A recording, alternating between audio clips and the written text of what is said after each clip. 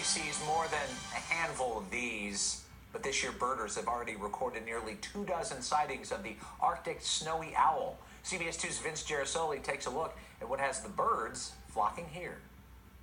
I was doing one of these, just scanning everything. Capturing images of the majestic snowy owl has Scott Judd's spirits soaring.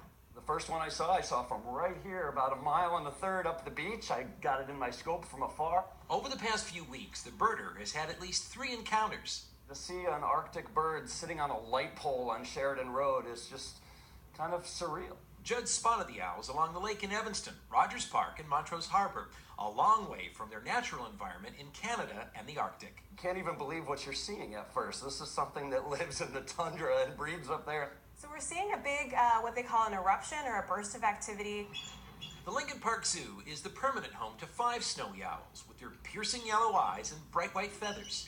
There's a lot of juveniles that are looking for food. Keeper Liza Laris says a spike in snowy owl births up north is eating up their natural diet of rodents. They're now kind of expanding their range and looking for food sources in other places. These are wilderness birds. They don't necessarily even know what people are, what cars are. In at least 3 cases, that's led to injury for the owls, with wildlife centers stepping in to nurse them back to health.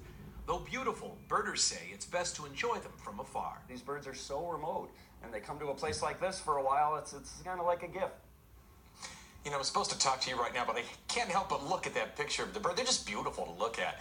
If you want to try and see a snowy owl yourself, they tend to like the lakeshore and wide open fields. The last time we saw a spotted owl eruption in northern Illinois was back in 2013. About 270 of the owls were documented that year.